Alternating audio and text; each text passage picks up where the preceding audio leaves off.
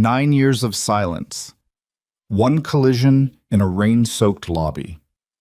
And the most dangerous man on the Pacific coast is now sleeping 30 feet from the sun he doesn't know exists. If you've been waiting for a story that will wreck you slowly, this is it. Watch until the very end. Hit like if this pulls you in, and drop a comment with the city you're watching from. I want to see how far this story travels. The rain had been falling since noon and showed no intention of stopping. Maeve Holloway stood behind the front desk of the Tidewatch Inn with a damp dish towel over her shoulder and a pencil behind her ear that she kept forgetting was there. The reservation ledger was open in front of her, though she wasn't reading it. She was listening to the storm work itself against the window panes, that old familiar percussion, the kind that made the walls of the inn feel thinner than they actually were. The Tidewatch sat at the edge of a bluff on the Oregon coast, 7 miles north of a town called Crestfall, which itself was small enough that strangers were noticed and remembered. The inn had 12 rooms, a dining area that smelled permanently of chowder and wood smoke, and a wraparound porch where, on clear evenings, guests would sit with their wine and watch the Pacific pretend to be peaceful. In the off-season, which stretched from October through most of March, the place ran half-empty at best. Maeve kept it going through sheer stubbornness and a reluctance to examine what she would do with herself if it closed. She had bought it at 23 with money that wasn't entirely hers, from a woman named Eunice Pell who'd run the place for 40 years and was finally ready to die somewhere warm. The deal was informal, the paperwork barely legal, and the roof had leaked in 3 places when Maeve first walked through. None of that had mattered. What mattered was that it was remote, that the nearest highway was a 20-minute drive, and that nobody in Crestfall had ever heard of her before the day she arrived with a 7-month pregnancy and a single duffel bag. That was 8 years ago. Noah was in the dining room now doing homework at table 4 with his sneakers propped up on the chair across from him, which she'd told him not to do at least 40 times. She could see him from the desk if she leaned slightly to the left. He had her coloring, the dark hair, the pale skin, but there was something else in him that she didn't let herself look at directly. The particular way he held his jaw when he was concentrating, the stillness in his eyes when something surprised him. She didn't look at that. The front door opened. The wind came in first, carrying the smell of salt and cold rain, and something underneath it she couldn't name. Then 2 men entered, and Maeve straightened instinctively, not because of anything she could have articulated, but because the body sometimes knows things before the mind is willing to. The first man was broad and quiet, early 40s, with the kind of watchful blankness that told you he had spent a long time making himself invisible in rooms. He held the door and scanned the lobby in the time it took most people to blink. The second man walked in behind him. Maeve's pencil fell off her ear and hit the floor. She didn't pick it up. Adrian Voss was 35 years old and looked like someone had assembled him to prove a point. 6'2", charcoal suit that somehow remained unwrinkled despite the weather, dark hair cut close on the sides and slightly longer on top. He moved the way certain men moved, not hurrying, not hesitating, each step landing like a period at the end of a sentence. He was looking down at his phone when he walked in. He hadn't seen her yet. Maeve had approximately 4 seconds to decide what to do with the rest of her life. Her body made the choice before she did. She bent, retrieved the pencil, placed it behind her ear, and fixed her face into the expression she had spent years practicing. Neutral, competent, faintly welcoming in the way that professional hospitality required. Her heartbeat was a disaster under her sternum. She kept her hands flat on the ledger. He looked up. The eye contact lasted less than 2 seconds before she glanced down at the reservation log. Checking in? Her voice came out steady. She had not known it could do that. Voss, he said. 2 rooms. She found the name on the page. She had checked him in herself 3 days ago. A phone reservation, a credit card number she'd processed without looking at the name twice because October bookings were rare enough that she didn't ask questions. She had a policy about that. She had a lot of policies, most of them designed around the same central principle. Don't look too closely at anything. Room 7 and room 9, she said, pulling 2 key envelopes from the drawer. Checkout is 11. Breakfast runs 7 to 9:30. There's fresh coffee in the dining room until 10. She slid the envelopes across the desk and kept her eyes on the level of his collarbone. He didn't take the keys. She felt him looking at her. Maeve. The sound of her own name in his voice was something she had not prepared for. She had prepared for other things, had prepared in the abstract for the possibility of this exact scenario, the way you might prepare for a natural disaster you don't actually believe will come. She had thought through what she would say. She had rehearsed a version of cool indifference that had seemed entirely convincing when she practiced it alone in the kitchen at 2 in the morning. None of it was available to her right now. She looked up. His face was the same and completely different, older around the eyes. A scar she didn't recognize along his jaw, faint and silver. The particular way he looked at her, like he was trying to solve something, that was unchanged. "You have me confused with someone," she said. It was a bad lie. They both knew it. He opened his mouth to say something else, and that was when Noah appeared in the doorway to the dining room, backpack over one shoulder, the other strap dragging on the floor. "Mom, I finished the math, but I don't get the reading part. Can you—" He stopped.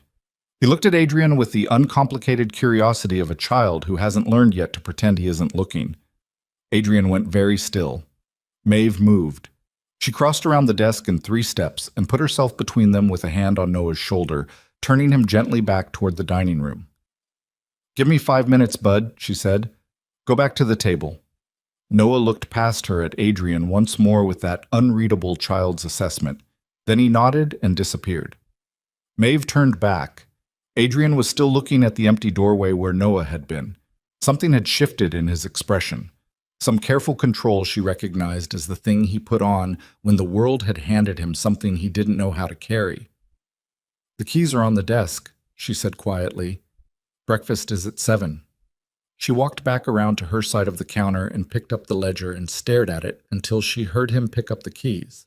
She heard his footsteps cross toward the hallway. She heard him stop. "How old is he?" She didn't look up.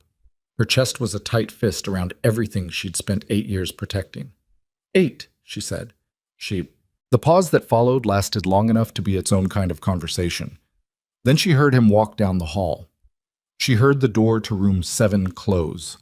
She stood there for a long time with the ledger open in front of her, reading the same line over and over without seeing it. She didn't sleep that night. She lay in the narrow bed in the owner's quarters off the kitchen and listened to the storm and ran calculations. She had $700 in the checking account, a truck that needed new brake pads, a son who had a book report due Thursday, and a Mafia boss in room 7 who now knew, or had just started doing the arithmetic on, something she had spent the better part of a decade making sure he never found out. At 3 in the morning, she got up and sat at the kitchen table and made herself be rational about it. He could have sent someone.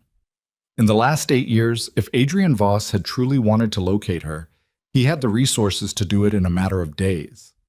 The fact that she was sitting in this kitchen, that Noah had grown up in relative peace, suggested that either Adrian hadn't looked, or had looked and found nothing, or had found something and chosen not to act on it. None of those options made her feel better. They just made the question more complicated. She didn't know why he was here. A reservation at a coastal inn 7 miles from nowhere wasn't the move of a man who knew he was being watched, or who was trying to watch someone. It looked, from the outside, like a man who had needed to stop somewhere and stopped here. That was almost worse. She made coffee at 5 and went over it again and arrived at the same conclusion she'd been arriving at all night. She needed him to leave, and she needed it to happen before Noah started asking questions, which gave her approximately 36 hours before her son's curiosity became a structural problem. Noah had asked about his father exactly twice in 8 years. The first time he was 4, and she told him his father was someone who had loved her but couldn't be with them, which was the version she had constructed to be technically true. The second time he was 6, and she'd said the same thing in different words, and Noah had nodded with that unnerving self-possession of his and gone back to whatever he'd been doing. He didn't push. He read her silences with an accuracy that made her chest hurt. She was going to have to be very careful. At 6:50 the next morning, Adrian came to breakfast. He was the first one in. He took a corner table, the chair against the wall, the seat with sight lines to both the entrance and the hallway, and he ordered black coffee and eggs without looking at the menu, which meant he'd read it the night before. Maeve had a part-time waitress named Donna who worked weekday mornings, and she let Donna take his table without comment. She worked in the kitchen and watched through the pass-through window. He ate slowly. He was reading something on his phone. His second man, she'd learned from the registry that the name given was Thomas Carr, sat at a different table closer to the window, eating faster, watching the parking lot. At 7:15, Noah came down. He went directly to table 4 the way he always did and dropped his backpack with a thud that made the silverware rattle and pulled out his book report with the expression of a person confronting an adversary. Maeve brought him orange juice and toast without being asked. She set it down and ruffled his hair, and she was turning back to the kitchen when she heard the chair scrape. Adrian had moved. He crossed the dining room and stopped at table 4. "Can I sit here?" Noah looked up. "Sure," he said, with the easy generosity of a child who doesn't feel threatened. Maeve's hand tightened on the kitchen door. She watched. Adrian sat across from Noah and looked at the papers spread on the table. "What are you working on?" "Book report," Noah said. "It's about a dog that dies." "Does the dog deserve to die?" Noah considered this with complete seriousness. "No," he said. "But I think the author wanted you to feel bad about it on purpose." Something crossed Adrian's face. "Smart." "My teacher says I overanalyze." "Your teacher's wrong." Noah looked at him for a moment with those steady eyes. "Are you staying here for a while?" "I don't know yet," Adrian said. "Most people who come in October are either hiding from something or trying to find it," Noah said. "That's what my mom says." The pause was brief. "Which one do you think I am?" Noah studied him with that unnerving directness. "I don't know yet either," he said, and turned back to his book report. Maeve retreated into the kitchen and put her back against the cold metal of the refrigerator and breathed. She caught Adrian in the hallway after breakfast. "I need a minute," she said. He stopped, turned. In the narrow corridor with its faded nautical prints and its single overhead light, he looked larger than he had the night before, which wasn't a trick of her imagination. It was the posture, the particular way he occupied space, like a man who'd grown accustomed to rooms rearranging themselves around him. "You can have as many as you need," he said. "I need you to leave." The words came out quieter than she intended. She'd meant them to land harder. "Why?" he said, not challenging, just asking. "Because my son doesn't need—" She stopped, started over. "Because whatever you came here for, this isn't the place." "I came here for a room, Maeve." "Don't." "Don't what?" "Don't say my name like that." She kept her voice low. The dining room was 20 feet away, and Donna was in there clearing tables. "You want to tell me it's a coincidence that out of the entire Oregon coast you picked this particular inn in this particular town?" "I picked it because it was remote, and the reviews said the owner kept to herself." A pause. "I didn't know it was you." She looked at him. He looked back, and she searched his face for the lie, the way she'd spent years searching her own memory for the moment she should have seen it coming. She found nothing she could name. That was the problem with Adrian. It had always been the problem. He was unreadable in the way that made you want to keep reading. "I'm going to ask you to respect what I've built here," she said. "I'm going to ask you to check out and drive back wherever you came from, and not, 'Someone's been watching you.'" The sentence stopped her completely. She stared at him. "For about 3 weeks," he said. "Rotating vehicles. One parked on the Bluff Road Tuesday night. Another in the lot of the gas station down the highway, which has a clean sightline to your front entrance." He said it the way you'd describe weather. "I noticed it when I pulled in last night." Her mouth was dry. "You're lying." Blue Ford pickup, partial plate 727, registered to a shell company out of Portland. Older model Civic, dark gray, sat at the gas station for 6 hours on Monday.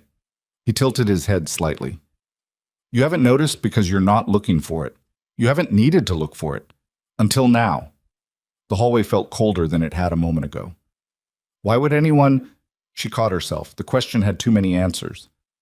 "I don't know yet," Adrian said, "but I'm going to find out." "That's not—" She pressed her fingers to her temple. "That's not your problem to solve." "No," he agreed, "but it's yours." He stepped past her toward the lobby, then stopped. "I'm not here to take anything from you," he said, without turning around. "I'm not here to complicate what you've made. I just need you to understand that whatever's coming your way, it didn't start with me finding you." He walked away. She stood in the hallway for a long moment, listening to the storm resume outside, feeling the particular cold that comes not from weather, but from the realization that you have been safe for so long. You forgot that safe isn't the same as protected. The blue Ford pickup was parked on the bluff road that night. She saw it at 9:15 when she went out to bring in the porch furniture before the wind could take it. It was sitting 200 yards back with its lights off. She stood on the porch and looked at it and felt something move through her that was older than fear. Something closer to recognition, the body remembering what the mind has tried to file away. She went back inside and locked the front door and stood in the entryway with her hand on the deadbolt. Then she heard Noah's voice from upstairs. He was reading aloud to himself, which he did when he was winding down, some habit she'd never tried to break because the sound of it had always made the house feel less empty. She stood there and listened to her son read and looked at the locked door and understood for the first time in 8 years that the distance she'd put between herself and Adrian Voss had never been the thing keeping Noah safe. It had just been the thing letting her sleep at night. She knocked on the door to room 7 at 10:30. Adrian opened it before the second knock, which told her he hadn't been sleeping either. He was in a dark shirt, no jacket. A laptop sat open on the small desk behind him with a screen full of what looked like satellite imagery she couldn't make out from the doorway. "The truck is back," she said. "I know." He stepped back from the door. "Come in." She didn't move. "I'm not coming in." He looked at her for a moment, then he came out into the hall and pulled the door mostly shut behind him. "I have a man watching the bluff road," he said, "and another in the parking lot. Nobody's getting close to the building tonight." "You stationed men on my property without asking me." "Yes." "You don't get to—" "Maeve." His voice was quiet, almost gentle, which was worse somehow than if it had been hard. "I understand you have 100 things to say to me, and most of them are probably true. Say them. But not tonight. Tonight the only thing that matters is that your son is safe in that building. And right now, the most efficient way to guarantee that is to let me work." She hated the logic of it. She hated more that she had knocked on his door because some part of her had known the logic of it before she'd even walked down the hall. "Who's out there?" she said. "Who would be watching me?" He was quiet for a moment in a way she recognized as him deciding how much to say. "There's a man named Roland Mercer," he said. "He was a fixer. Worked for a number of organizations over the years, including mine, for a period of time, before I learned what he'd done." He stopped. "He has reasons to want to eliminate anyone who could connect him to a set of events from 9 years ago." 9 years ago. She looked at him. "He's resurfaced," Adrian said. "I've been looking for him for about 6 months. I think he found you before I did." The hallway was very quiet. Somewhere upstairs, Noah had stopped reading. "What events?" she said. "What events from 9 years ago?" Adrian held her gaze. "The night you disappeared," he said, "and everything that happened before it."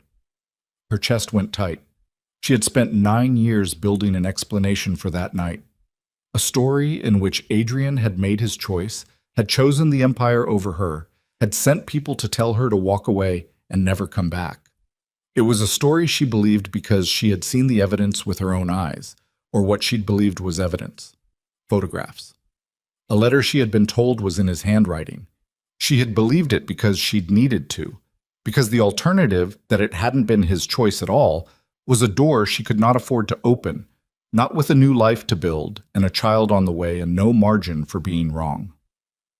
She looked at Adrian Voss in the hallway of her inn at 10:30 on a storm-soaked October night, and she felt that door swing open 1 inch. She pushed it shut. "We'll talk in the morning," she said. "All right." She turned and walked back toward the stairs. She was halfway up when she heard his door close behind her, soft and final, the sound of a man who had learned a long time ago that pressing too hard only broke things.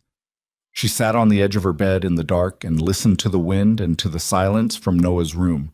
And somewhere below her, in the parking lot she couldn't see from this window, one of Adrian Voss's men stood in the rain and watched the perimeter of the life she had built. She told herself she didn't know how to feel about that. She was lying, And she knew it, and that was the most frightening thing that had happened to her all night. More frightening than the truck on the bluff road. More frightening than Adrian's name on the reservation ledger. More frightening than the look on his face when he'd first seen Noah. What frightened her most was the sensation, faint and unwelcome as a flame in a cold room, of feeling something she had spent 8 years making sure she would never feel again. Something that felt, against every wall she had built to stop it, like relief. At midnight, she heard it. Not the wind, not the house settling. A sound from the parking lot, brief, percussive, swallowed by the storm almost before it registered. Then silence. Then the door to room 7 opened, and she heard Adrian's voice, low and controlled, speaking to someone in the hallway, and she heard the words even through the floor between them. "Lock it down," he said, "all of it. Now." She was already on her feet and moving toward Noah's room when the lights went out. The lights went out all at once. Not a flicker, not a gradual fade, but a clean cut. The kind that meant someone had gone to the breaker box or the line outside. Someone who knew what they were doing and didn't mind announcing it. Maeve had 3 seconds of total darkness, and then her body took over. She moved down the hall by memory, one hand on the wall, counting doors. Noah's room was second on the left. She knew that the way she knew her own heartbeat, without thinking, without needing to. She pushed the door open and crossed to his bed and put her hand on his shoulder before he could wake up fully disoriented and make noise. "Hey," she said, close to his ear. "It's me. Don't talk." He went still immediately. That was the thing about Noah that simultaneously made her proud and broke her heart. He could read urgency the way other kids read picture books. He'd learned it early. He'd learned it from watching her. "Shoes," she whispered. She heard him move in the dark, heard the soft thud of feet hitting the floor, the sound of laces being fumbled with. She moved to the window and looked out. The parking lot below was dark. No movement she could identify. But the truck that had been sitting on the bluff road was gone, and she didn't know if that was better or worse. Her door, the one at the end of the hall, opened. She spun. A narrow beam of light cut across the floor, a phone flashlight held low.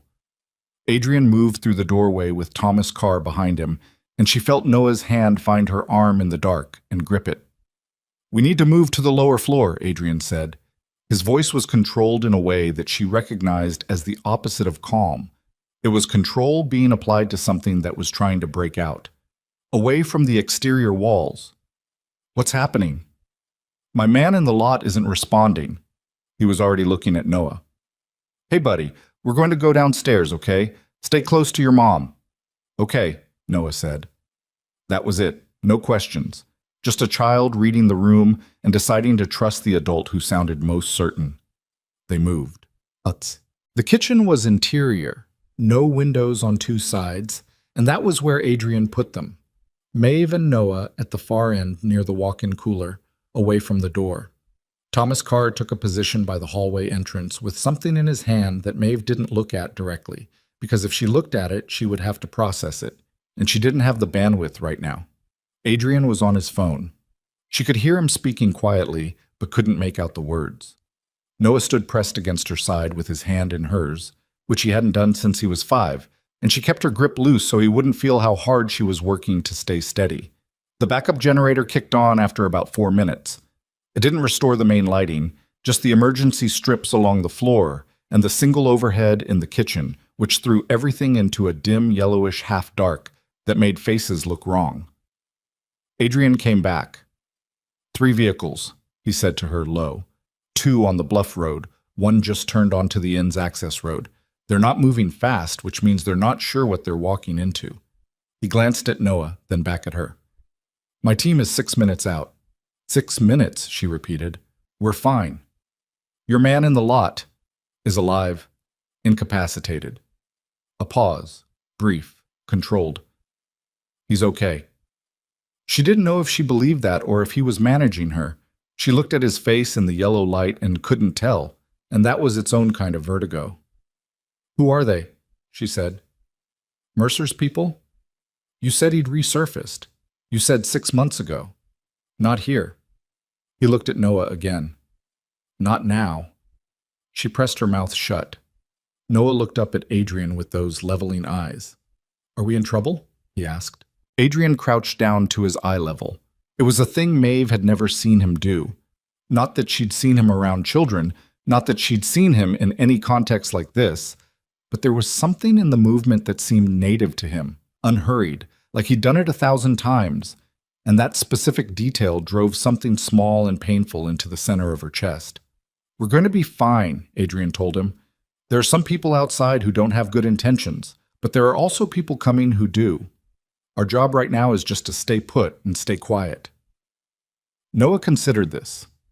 "Are you one of the good people?" he asked. The pause lasted one beat too long. "I'm working on it," Adrian said. Noah nodded like that was a reasonable answer, and went back to leaning against Maeve's side. Adrian stood. He and Maeve looked at each other across the kitchen, and the amount of unsaid things in that look was enough to fill the building.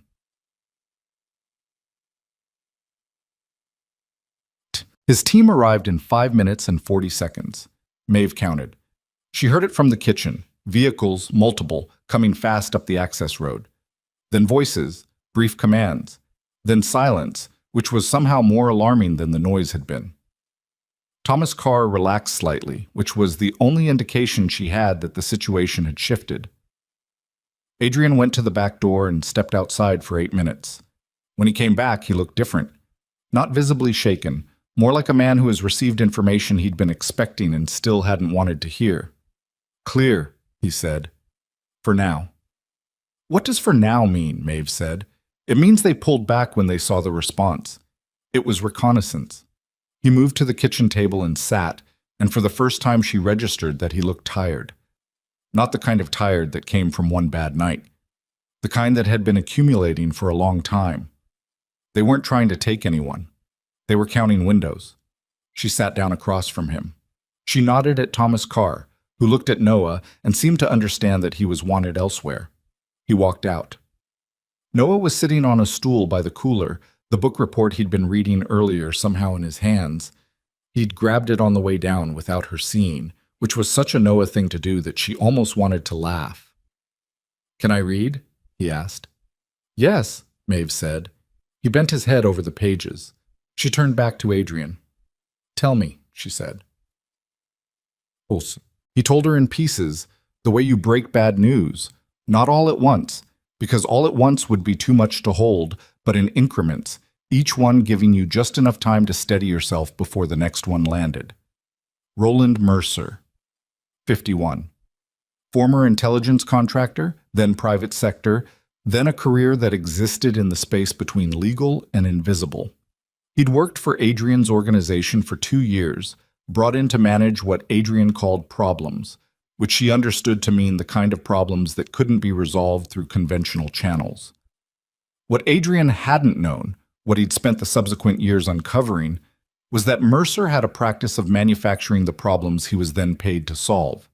He identified leverage points, created crises, then positioned himself as indispensable to the resolution. It was a long game. It required patience and a complete lack of anything resembling conscience. 9 years ago, Mercer had identified Maeve as a leverage point, not because of anything she'd done, because of what she represented. A man like Adrian Voss, with an empire built on controlled violence and strategic fear, had exactly one unprotected place. And Mercer had found it, and he'd decided that eliminating it would push Adrian deeper into the organization, more dependent on the people around him, more profitable to manage. She sat very still while he said this. "The photographs," she said, "fabricated. The letter, forged." He said it without flinching. "I've seen the originals. They were good. Good enough that I might not have questioned them either, in your position. And the men who came to the house, the ones who told me to, Mercer's, not mine." He looked at the table. "I spent 3 months after you disappeared trying to understand what I'd done. I went through every conversation, every decision. I couldn't find it." A pause. "It took me 6 months to start looking elsewhere." She sat with that. 8 years. 8 years of a story she had told herself so many times it had calcified into fact. Adrian chose the empire. Adrian sent men to her door. Adrian decided she was expendable. She had built a life on top of that story, had used it the way you use a foundation, had poured everything she had into it because if the foundation was wrong, then everything on top of it was built on air. Why didn't you find me? The question came out harder than she intended. If you were looking, if you had the resources, he hid you well. Adrian's jaw tightened. A missing person who doesn't want to be found and has help covering the trail. He met her eyes. And I didn't have a specific destination. I knew you were alive. I knew you were somewhere on the West Coast. Beyond that, he stopped. Beyond that, you what? She said. I found a lead last spring, he said. A payments trail. Mercer had been paying for monitoring services in this region, social media scrapers, property record searches, things you'd buy if you were looking for someone who'd gone to ground. I followed his search to find yours. She absorbed that. So you didn't find me, she said. You found him looking for me. Yes. And he's been watching me for 3 weeks, and you've been here for 2 days, which means there's a window I don't know about. Yes. She pressed both hands flat on the table and looked at the middle distance. Noah turned a page of his book report. The generator hummed. Outside, somewhere in the dark, men with guns stood in the rain at the edge of her property. What does he want? She said. Silence. Adrian's voice was even. You're a witness to nothing. You don't even know what you witnessed. But Mercer doesn't know that. He spent 9 years building a very particular version of events, and you are the one person whose existence complicated it. He needs you gone. Gone, she repeated. Gone. She looked at Noah. Noah, sensing her gaze, looked up from the pages. He studied her face with that quiet diagnostic accuracy, then went back to reading, satisfied with whatever he'd found there, or tactful enough not to press it. He doesn't know about Noah, she said. It wasn't a question, but she needed to say it out loud. Adrian's silence was a second too long. Her eyes came back to him. Adrian. He found the property registration, he said carefully, which lists one owner and one dependent. The bottom of her stomach dropped out. A dependent, she said. Yes. He knows I have a child. He knows you have a child. The kitchen was very quiet except for the hum of the generator and the sound of the storm working against the windows. Does he know? She couldn't finish it. I don't think he's made that connection, Adrian said. Not yet, but Mercer is thorough, and he's had 3 weeks, and if he hasn't done the arithmetic yet, he will. She understood then, with a clarity that was almost physical, what the people in the cars on the bluff road had been counting. Not just windows, not just exits. They'd been counting people. She put Noah to bed at 1 a.m. in the interior room that had been used for storage, the one with no exterior wall, and she sat on the edge of the cot she'd dragged in and watched him fall asleep with the book report on his chest. She sat there until his breathing slowed and evened, and then she sat there some more because she needed to look at him for a while. He slept the way he always had, without moving, one arm thrown above his head, expression completely unguarded in a way it never quite was when he was awake. He looked younger. He looked like what he was, which was a child who had not yet been asked to carry the specific weight that was currently being assembled for him, and she would do anything she was capable of anything, to keep it from landing on him. She went back out to the dining room. Adrian was at table 4. Thomas Carr was by the front window with one of the other men she hadn't met yet, and the inn had taken on a strange quality. Her small, careful world populated suddenly by people who occupied it differently than guests did, who stood in the corners and watched the door and made the familiar rooms feel like a forward position. She sat across from Adrian. In the morning, she said, I want to know everything. Not the version you've been deciding how much to tell me. Everything. He held her gaze. All right. And then I want to talk about options. There's really only one option right now, he said. You and Noah can't stay here. This is my home. Mercer knows where your home is.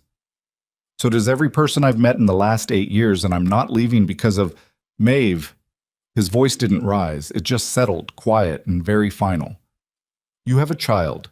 He has a specific father. When Mercer finishes the arithmetic, this will stop being about surveillance and start being about leverage. And leverage with a child in the picture looks nothing like what happened last night. He paused. I need you to understand that. She understood it. That was the problem with understanding things. It didn't make them easier to sit with. Where? She said. I have a place outside Portland. Secure. Staff who know how to manage a situation like this. Staff? She repeated flatly. People I trust. Right. She looked at the table. You understand that I haven't trusted anything you've said in 9 years, and you're now asking me to trust you with my son's location. Yes, he said. That's what I'm asking. And you think that's reasonable? No, he said. I think it's necessary. They sat with that. Outside, the storm had begun to ease. She could hear it in the quality of the rain, shifting from the hard horizontal kind to something softer, almost apologetic. The ocean would be calmer by morning. She knew this coast the way she knew her son's sleeping face, by repetition, by necessity, by all the years of learning what she had to pay attention to in order to survive. What happened to the man outside, she said. The one who was incapacitated. Concussion. He's being treated. A pause. He's 23. She looked at him. He's been with me for 2 years, Adrian said. His name is Kevin. He wanted to be a paramedic before he made a different set of choices. He said it without self-excuse, just laying it out, something in his voice that was neither pride nor shame, but some territory between them. Most of the people who work for me are like that. People who got to a fork in the road and took the wrong one. Like you, she said. Yes, he said. Like me. She didn't say anything to that because there wasn't anything to say that didn't open a much larger conversation than she had the capacity for at 2 a.m. I need to know about Mercer, she said. You said you've been looking for him for 6 months. You don't have him, which means either you can't find him or he's better at this than you. Both, Adrian said. He spent 30 years building infrastructure for exactly this scenario. An exit strategy complicated enough that following it would take longer than he'd need to rebuild somewhere else. He's patient. He'll wait until the odds shift. How do you shift the odds? I reduce the number of things he's waiting for. He met her eyes across the table, which starts with getting you somewhere he doesn't know about. And then what? Wait in Portland while I find him. He said it simply. Yes. And you're confident you can do that. I'm confident it's the only viable path. She pressed 2 fingers to the bridge of her nose. You understand that the last time I trusted you to handle something, I spent 8 years. That wasn't me, he said, very quiet. That was him. The silence stretched between them and had weight. She thought about the truck on the bluff road. She thought about the word dependent on a property registration. She thought about Noah asking Adrian whether he was one of the good people, and Adrian saying, I'm working on it, and the way Noah had accepted that without hesitation in the way that children sometimes understand things that adults spend years refusing to. I want to see them, she said. The letters, the ones you said you wrote. His expression shifted, something that moved through him and was gone quickly. Yes, he said. I'll get them. He went to his room and came back in 3 minutes with a manila envelope thick with paper, and he set it on the table between them and didn't say anything else. She pulled the envelope toward her. She looked at the top of it. The flap was open. She didn't open it. Not tonight, she said. All right. I need it. She stopped, started again. I need to not know those things tonight because if I read them tonight, I won't be able to think clearly in the morning, and I need to be able to think clearly in the morning. You understand? Yes, he said. There's a room off the kitchen that nobody's using, she said. It has a cot and a space heater and not much else. Thomas can have room 9. Your other men. I'll sort it. She stood. She picked up the envelope. She held it against her chest for a moment, feeling the weight of it, which was the weight of everything that had been written toward her across 8 years of wrong information and missed connections and a careful, patient man who had decided that her grief was a tool. Adrian, she said. He looked up. If I read these and they're not what you say they are, then you'll know, he said. And I won't argue with you. She nodded once. She walked toward the kitchen. She was at the door when she heard the phone in his pocket vibrate, And then she heard him answer it. And then she heard the silence on his end that lasted 2 seconds, 3, 4. The kind of silence that meant whoever was talking on the other end was saying something that required very careful receiving. Then she heard him say, "When?" And then, "How did he get that?" And then nothing for a long time. She turned around. His face was the particular color of a man who has just been told that the thing he feared most has already happened. "What?" she said. Not a question, a demand. He lowered the phone. "Mercer knows," he said. She already knew what the next words were going to be. She could feel them coming the way you feel weather. "He knows about Noah," Adrian said, "and he knows who Noah's father is." The envelope in her arms suddenly felt like it weighed nothing at all, like paper, like 8 years of letters that had never arrived, like everything that had been building toward this moment since the night she'd run and believed she was running away from Adrian instead of toward whatever was waiting for her on the other side of it. She looked at the man across the room from her, the man she had buried in her memory and lit a match to and told herself she was done with. And she understood, with the particular clarity of a moment that you will remember for the rest of your life, that there was no version of the next morning in which any of this stayed manageable. Mercer knew. Mercer had a name and a child and a coastline, and 3 weeks of surveillance data, and the patience of a man who had been playing long games since before Maeve had understood that games like this existed. And the door she had been keeping shut for 8 years had just been kicked open from the outside. She moved first. That was the thing she would remember later. Not Adrian's face when he said it, not the sound of the storm easing outside, not even the specific cold that moved through her when the words landed. What she would remember was that she moved first, before he could say anything else, before the moment could calcify into the kind of helplessness that killed people. She crossed the kitchen and went to the storage room door and opened it. Noah was asleep, one arm above his head. Book report on his chest, rising and falling. She stood in the doorway and looked at him for exactly 5 seconds. Then she pulled the door shut and turned around, and Adrian was right there, close enough that she had to stop short, and she put one hand flat on his chest and pushed, not hard, just enough to make him take a step back and give her the air she needed to breathe in. "How?" she said. "How does he know?" "I don't have that yet." "That's not an answer. It's the only one I have right now." He kept his voice low. Behind him, Thomas Carr was on his own phone, turned toward the wall, shoulders tight. "Someone talked. Or Mercer's intelligence on the property registration was deeper than I thought, or—" He stopped. "Or what? Or there's a leak inside my team." The kitchen was very quiet. She looked at Thomas Carr's back, then back at Adrian. "Inside your team," she said. "The team that is currently inside my building." "I know. You know." She pressed her hand over her mouth for a moment, took it away. "How many people knew where you were going? How many people knew you'd found me?" His jaw tightened. 6. 6 people. Yes. And you trust all 6 of them. The pause before he answered was the answer. She walked to the kitchen counter and gripped the edge of it with both hands and stared at the tile backsplash and made herself think. Not feel. She could feel later, in some theoretical future where they were on the other side of this. Right now she needed to think. Mercer knew Noah existed. Mercer now knew, or was actively calculating, who Noah's father was. Which meant that within a window she couldn't precisely measure, Noah stopped being background information and became the most valuable piece of leverage in a 9-year-old game. "We're leaving tonight," she said. "Yes." "Not Portland." A beat. "Why not Portland?" She turned around. "Because 6 people knew where you were going, and one of them told Mercer you'd found me. If that person knows about the Portland location, it's secure. It was secure. Before one of your 6 people started talking." She watched his face process that. "You're not taking my son somewhere that a traitor in your organization has a map to. Tell me I'm wrong." He didn't. "Where then?" he said. "I have somewhere." She was already moving, going to the door of the owner's quarters, the small room off the kitchen where she kept the things that mattered. "Give me 10 minutes.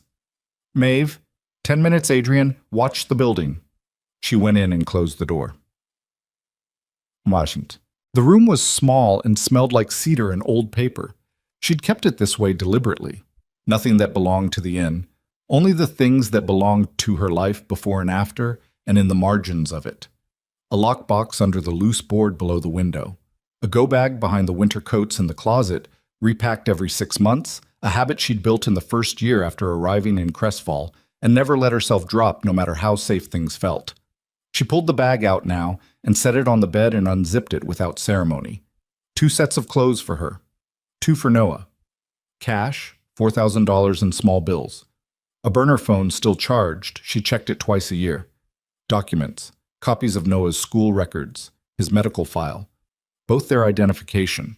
A knife she'd bought from a hunting supply store in her second year here, which she'd practiced with until the weight of it felt ordinary. She packed the knife last.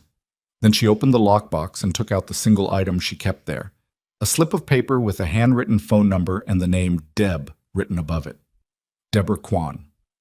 A woman Maeve had met at a farmer's market in Crestfall 3 years ago, retired, formerly employed by a federal agency she'd been circumspect about naming, who lived on 40 acres in the Coast Range, and who had told Maeve, over coffee and unexpected candor, that her door was open if Maeve ever found herself needing somewhere that didn't exist on any map that mattered. Maeve had never asked how Deb knew to offer that. She hadn't needed to. She picked up the burner phone, put in the number, and sent a single text. "Coming tonight. 2 of us." The response came in under 2 minutes. "Gates open." She went back to the kitchen. Adrian looked at the go-bag. He looked at her face. He didn't ask about the bag or where she'd gotten it or how long it had been sitting behind those coats. He just said, "How far?" "An hour and 20 minutes. Off-grid enough that the only way to find it is if someone tells you where it is." She met his eyes. "And the only people who know are me, the woman who owns it, and now you. If Mercer finds that location, I'll know exactly where the leak is." His expression moved through something she didn't have a name for. "All right," he said. "You're not coming," she said. "I know." That surprised her. She'd braced for the argument.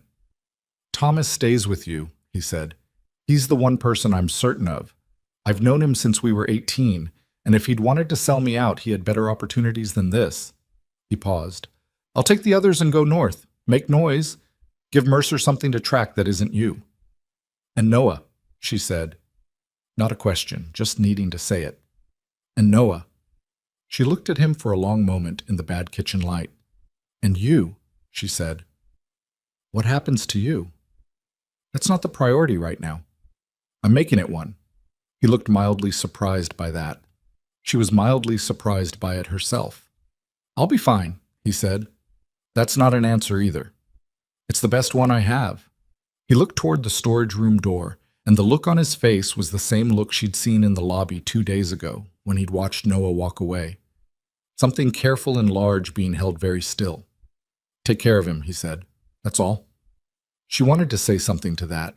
She had no idea what. 8 years of constructed narrative in one envelope of unread letters, and a man who had just offered to walk into Mercer's sightline to give her son time to get clear, and she had no available language for any of it. "We'll leave in 20 minutes, she said. He nodded. He went to coordinate with his men. She went to wake Noah. Noah didn't ask questions when she woke him. He looked at her face, read it the way he always did, and sat up and started putting on his shoes without a word.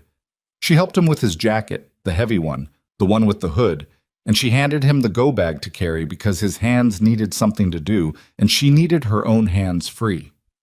Thomas' car was at the back door with a set of keys.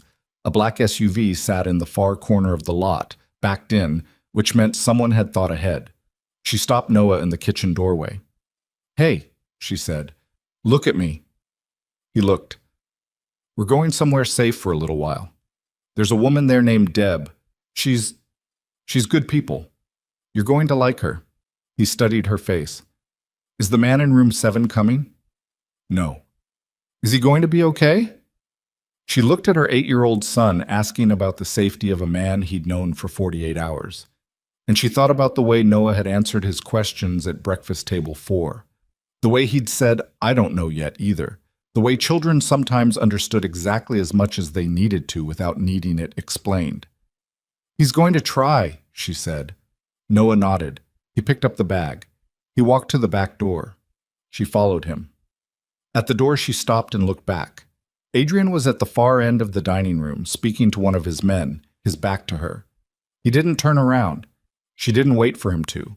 She went out into the cold dark and got her son into the car. They were 40 minutes out when it happened. Thomas was driving steady and fast on the coast highway, the kind of driving that covered ground without drawing attention. Noah was in the back seat with his head against the window, not sleeping but close, the go bag on his lap. The burner phone was in Maeve's pocket. She was watching the road behind them in the passenger mirror. Clear, as far as she could see, which in coastal dark with no moon meant not very far. Thomas's phone buzzed. He glanced at it. His face changed. "What?" she said. "Message from Voss." He handed her the phone. She read it. "Car is compromised. Don't trust him. Get out of the car." She looked up from the phone. Thomas was looking straight ahead at the road. His jaw was set. His hands on the wheel hadn't moved. She looked at the message again. It had come from Adrian's number, and she had no way to know if Adrian's number was still Adrian's number. Her right hand moved to the door handle, then stopped. If she bolted from a moving vehicle at 60 miles per hour with Noah in the back seat, she killed them both on the asphalt. If she didn't bolt and Thomas was compromised, she delivered them to whoever was waiting at the end of this road. "Thomas," she said. "I saw it," he said. His voice was completely flat. "Did you?" "Yes." "And?" "And I've been Adrian since I was 18 years old. And if he sent that message, then someone has his phone, which means we need to change our route." He took the next turn without signaling, pulling off the highway onto an unlit access road that cut into the tree line. Or, he stopped the car. Silence. The headlights threw a narrow corridor of pale light into the dark of the trees. "Or," he said again, "I'm compromised and we're somewhere no one can see us, and you should have a plan for that." She looked at him. He looked at her. His hands were on the wheel, visible. He had not reached for anything. "Your call," he said. She looked at his hands. She looked at his face, which was doing nothing. No calculation, no tells, just waiting. The way a man waited who'd been through enough situations like this to understand that rushing them made them worse. She thought about Adrian's face when he'd said, "I've known him since we were 18. She thought about the text, and who sent it, and what they would gain from it. "Keep driving," she said, "but give me your phone." He handed it to her without hesitation. She called Adrian's number. It rang 6 times and went to voicemail. She didn't leave one. "Who else has your number?" she said. 3 people, Adrian, Kevin, and a man named Garrett, who's been with the organization for... He stopped. Something moved across his face. Garrett knew about Portland. "Is Garrett one of the 6? "Yes." She sat with that for 3 seconds. "Where's Garrett right now?" Adrian had him on the bluff road perimeter. Thomas's voice had shifted.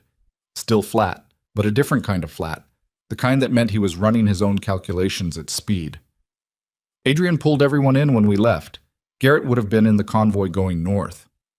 "Call Adrian," she said. "You just called..." "Call from your phone." He dialed. 1 ring, 2. Then a pickup, and Adrian's voice clipped and immediately alert. "Car? We got a message from your number telling us you're compromised," Thomas said. "We're off the highway. We're fine. Is Garrett with you?" The pause on the other end was brief and terrible. "Garrett left the convoy 12 minutes ago," Adrian said. "Said he had a vehicle issue. He's not answering his phone." Silence in the car. "Get to the location," Adrian said. "Don't stop. I'm going to find Garrett." "Adrian," Thomas started. "Go." And the line went dead. Thomas put the car in drive and pulled back onto the road. Maeve sat in the passenger seat with her hand on the door handle she hadn't used and looked at the darkness between the trees and thought about a man named Garrett, somewhere on a coastal road with a phone he'd used to try to separate her from the one person Adrian trusted, and she thought about how close it had come to working, and she breathed through her nose until her hands steadied. Deb's gate was unlocked as promised. The property was dark except for a single light above the porch of a low timber house set back from the road by 200 yards of gravel track. Thomas stopped at the gate, and she got out and went ahead on foot. Because she needed Deb to see her first, and because some part of her needed the 30 seconds of walking alone in the cold air to put herself back in order. The porch light came on when she was 20 feet out. Deb opened the door before she reached the steps. Deborah Kwan was 58, compact and unhurried, with the kind of stillness that comes from a long career spent in situations where panic was a liability. She looked at Maeve, then passed her at the SUV by the gate, and her face arranged itself into something practical and unsentimental.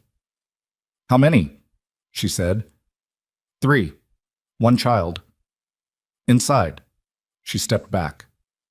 "I'll put the kettle on." Noah was asleep inside of 20 minutes, in the small room off the kitchen that Deb showed them without comment, on a narrow bed with wool blankets. Maeve sat on the edge of it until his breathing slowed, and then she came back out to the main room. Thomas was by the window watching the driveway. Deb set a mug in front of Maeve and sat across from her at the table and folded her hands. "Bad?" Deb said. "Getting there." "You want to tell me the shape of it?" She told her. Not everything. Not Adrian, not the history, but the operational shape of it. The surveillance, Mercer, the leak inside the team, Garrett. Deb listened without asking questions, which was one of the things Maeve valued most about her. Most people, when you told them something alarming, started asking questions as a way of managing their own anxiety. Deb listened until the thing was completely said, and then she sat with it for a moment before responding. "The man running it," Deb said. "Mercer. You said he was a fixer. Former intelligence, then private sector. And he's been running surveillance on you for 3 weeks. That's what I was told." "Then he's not improvising." Deb said it calmly, like she was describing weather. "He has an endgame and a timeline, and this, coming to the end tonight, the vehicles, the cut power, that was never his move. That was a probe." Maeve looked at her. "A probe?" "Testing response. Seeing what Voss had in place. Seeing how fast you'd move and where." She paused. "He already knew he wasn't taking you last night. He was counting how many people stood up when the lights went out." The room felt colder than it had a moment ago. "Then he knows the size of Adrian's team," Maeve said, "and their response time. And the fact that you left in a vehicle with 1 man instead of the full group, which tells him the group went elsewhere, which means he can separate the search." Deb unfolded her hands. "He'll find your man Garrett by morning, if he hasn't already, whether Garrett is an asset or just someone whose phone got used." "You think Garrett might not be the leak?"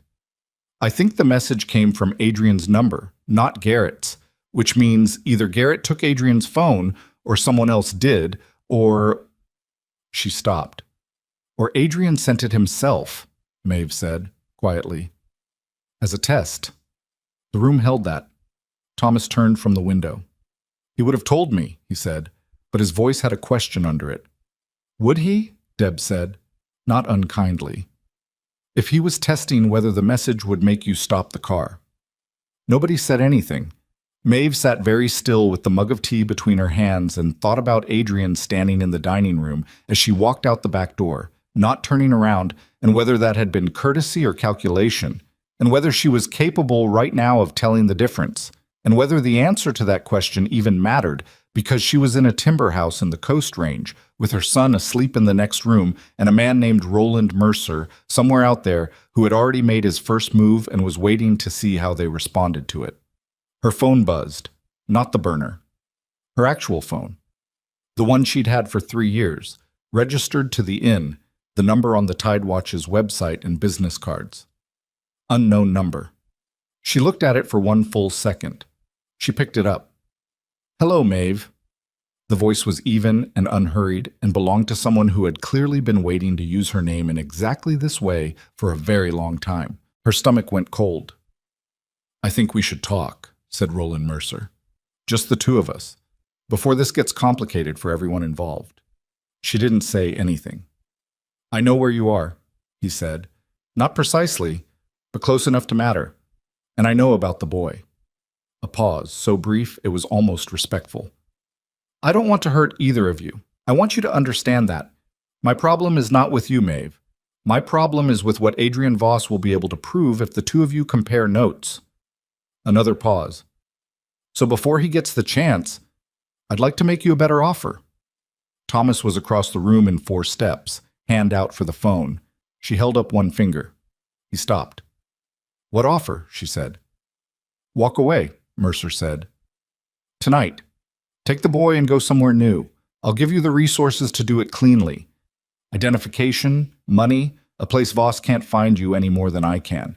You disappear for real this time, and I have no reason to push further, and your son grows up with a mother. The pause this time was longer. Or you stay in this, and I will be forced to treat the boy as the asset he is. She didn't feel the cold anymore. She didn't feel anything, which she understood was her body shifting into a register beyond emotion because emotion wasn't useful to her right now. How did you get this number? She said. The inn's website, he said. You've been listed since 2019. She almost laughed. Not because it was funny, because it was that simple. And she had spent the last 6 hours running calculations about leaks and encrypted lines and surveillance infrastructure. And he'd gotten to her through a contact page on a website for a small coastal inn, the same way someone would book a room. I need time to think, she said. Of course. His voice was accommodating in the way that was worse than threatening. You have until 6 this morning. After that, I begin making different arrangements. He stopped. I'm sorry it came to this, Maeve. Genuinely. You were never supposed to be part of any of it. The line went dead. She set the phone on the table. Thomas looked at her. Deb looked at her. He called my listed number, she said. The inn's website. Deb closed her eyes for a half-second. Thomas made a sound low in his throat. He's offering me an exit, she said. Money and papers and a clean disappearance in exchange for staying out of whatever he's trying to protect. She looked at the phone. He wants me gone before Adrian and I can talk, before I read those letters. Then the letters matter, Thomas said. They were always going to matter. She stood. Where's the envelope? Thomas went to the go bag and brought it back. She'd carried it out of the inn without thinking, pressed against her chest with the instinct she didn't question. She opened it now at Deb's kitchen table with a cup of tea she hadn't drunk, and a man by the window and a woman across from her who had the particular quality of someone who had sat at tables like this before and understood what the letters inside an envelope could do to the landscape of a situation. She pulled them out. They were not what she'd expected, which was to say she hadn't known what to expect, only that she'd been bracing for them the way you braced for something you needed to be over. They were handwritten, on plain paper, no letterhead. The ink was dark. The handwriting was Adrian's, but she knew it from the years when it had been part of her daily life, and she had not forgotten it, the way you didn't forget the handwriting of people who had mattered to you. The first letter was dated 9 years ago, 3 weeks after the night she'd run. She read it, then the second, then the third. She sat with the stack of them in her hands, 22 letters across 8 years, and she felt something happening in her chest that was not grief, and not relief, and not anger, but some compound of all three that she didn't have a word for. He had not let her go. That was the thing. Through all of it, through the years and the distance and the silence that she'd believed was his indifference, he had kept writing, not to send, not because he knew where she was, just because, as the last letter said in language that was characteristically direct and stripped of anything theatrical, he needed to put the words somewhere even when there was nowhere to put them. She set the letters down. She looked at Deb. He's going to get Noah, she said. Mercer. Not tonight. But if I walk away, if I take his offer, he still has Adrian, and Adrian with Noah out there somewhere. Leverage Mercer can always come back to... She stopped. He's not offering me safety. He's offering me a different cage. Yes, Deb said. And if I don't take it, then by 6 this morning he makes different arrangements. Deb said it without softening it. Which means Noah. Maeve looked at the wall. The timber walls of a house that existed on no map that mattered, that she'd found through the chance meeting of a woman at a farmer's market who had looked at her and seen something worth leaving a door open for. She thought about the version of herself that had spent 8 years being careful, being small, keeping her head below every line that might be drawn. She thought about how well it had worked and where it had gotten her, and what was asleep in the next room counting on it to be enough. I need to call Adrian, she said. Mercer may be monitoring his line, Thomas said. Then I need you to get me to him. She looked at Thomas. Not by phone, in person. And I need it done before 6. Thomas checked his watch. It's 3:42. Then we have time. She stood. She picked up the letters and put them back in the envelope and put the envelope in the go bag. But I need Noah somewhere that isn't here. Not because here isn't safe, because I can't do what I need to do and worry about him at the same time. And if I have to choose between those two things, I'll choose him every time, which means I'll never make the choice I need to make. She looked at Deb. Deb looked back at her with the expression of a woman who had been asked things before in the small hours of difficult mornings and had always said yes. He'll be here with me, Deb said, until you come back. If I come back? When? Deb said. Not a correction, a structural decision. When you come back. Maeve nodded once. She went to the small room and she stood over her son, and she looked at him for a long time in the dark. At the particular way he breathed, at the arm thrown above his head, at the face that showed her things she had spent 8 years not looking at directly. She looked at them now. All of them. The jaw. The stillness. Everything she had refused to name. She bent and she pressed her mouth to his hair, and she stayed there for 3 full seconds, which was all she could allow herself, and then she straightened and she picked up the go bag, and she went back out to the main room and she looked at Thomas' car, and she said the thing she had spent 8 years being too careful to say. Take me to Adrian. Thomas drove without headlights for the first quarter mile off Deb's property, navigating by the pale, ambient glow of a sky that hadn't fully decided what color it wanted to be. 4:17 in the morning. Maeve sat in the passenger seat with the go bag between her feet and her hands in her lap, and she did not let herself think about the room where Noah was sleeping, because if she thought about it, she would go back. Where is he? She said. Last position was a rental property 12 miles north of Crestfall. He took 4 men and went loud. I told you he was drawing Mercer's attention north. Did it work? Thomas was quiet for a beat. I don't know. She looked at the dark road. Call him. I've been trying since we left. He's not picking up. The specific quality of that silence was the kind she recognized from the worst moments of the last 2 days. Not absence, but the kind of presence that comes from something you don't want to name. Drive faster, she said. He drove faster. They found the rental property by the smoke. It was visible from a half-mile out, a thin column rising against the pre-dawn sky, darker than cloud, with the particular character of something structural burning rather than brush or garbage.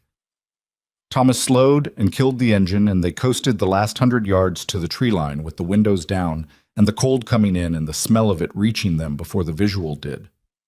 A farmhouse set back from the road. One vehicle in the driveway, driver's door open. A second vehicle tilted at the edge of the gravel, one tire blown, nose in the ditch. The smoke was coming from the detached garage, which had a blown-out window and a door that hung at an angle on one hinge. No movement. Maeve had the door open before Thomas fully stopped. Stay, he started. She was already out. She moved low and fast along the tree line, the way she'd learned from watching Adrian's men move the night before, keeping the tree trunks between herself and the open ground, watching the dark windows of the house for any silhouette that resolved into something intentional. Thomas was behind her, and she could hear him but not see him, which was how she knew he was doing it right. The front door of the house was ajar. She pushed it open with her shoulder and went in low and to the left. The interior was dim, emergency lighting from somewhere, a single battery lantern on the kitchen table throwing the room into sharp-edged amber. 2 of Adrian's men were on the floor. She registered them as breathing before she registered anything else, alive, one with a hand pressed to his ribs, the other sitting against the wall with his eyes open and a cut above his ear. The man at the wall looked up when she came in. He's upstairs, he said. His voice was rough. Second door. She took the stairs. Adrian was on his feet when she pushed open the second door, which told her he'd heard her coming and hadn't decided yet whether that was good or bad. He had a phone in one hand and a window at his back that showed the smoke rising from the garage, and he looked at her with an expression that moved through several registers very fast before settling somewhere that she couldn't classify. His left arm was wrong. She saw it immediately. The way he held it, the set of his shoulder. The particular stillness of someone keeping a damaged thing immobile because moving it cost too much. "What happened?" she said. "Garrett." He said it flat, factual. "He wasn't the leak. He was the decoy." She stopped. "What?" "Someone used his vehicle to transmit location data to Mercer. Garrett didn't know. He pulled over because he got a warning light on the dash, and when he got out to check the engine, his phone went dead." He paused. Someone had slaved a GPS transmitter to his car and a cloning device to his phone. When he separated from the convoy, it triggered both.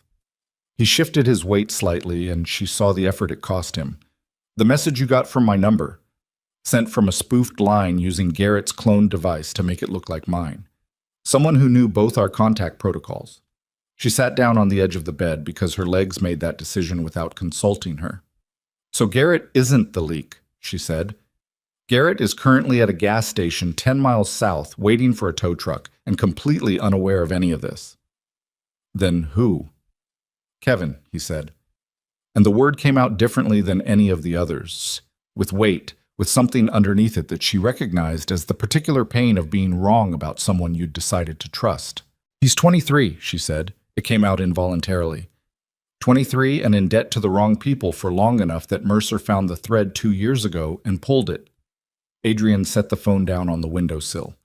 "Kevin's been feeding information since before I found you. He's the reason Mercer knew where I was going. He's the reason Mercer's had 3 weeks on you." A pause.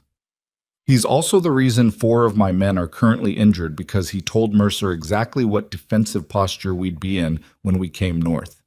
She pressed her hand flat on her knee to stop it from doing what it was doing. "Where is Kevin now?" she said. "I don't know." He said it like the 2 words tasted bad. "He left the property before the attack, took a vehicle. He's with Mercer. Or heading somewhere that isn't here. Either way," he stopped, looked at his arm. "Let me see," she said. "It's Adrian." He exhaled. He held the arm out slightly. She crossed the room and she pushed up the sleeve of his jacket and the shirt under it, and what she found was a graze along the upper arm, deep enough to have bled significantly, shallow enough not to be the disaster it looked like. Someone had wrapped it in what appeared to be a torn dish towel, poorly, which was the reason his whole shoulder was doing that compensating thing. "Sit down," she said. "We don't have—" "Sit down, or I'll make you." She didn't say it as a threat. She said it as information. He sat. She found the first aid kit in Thomas's bag.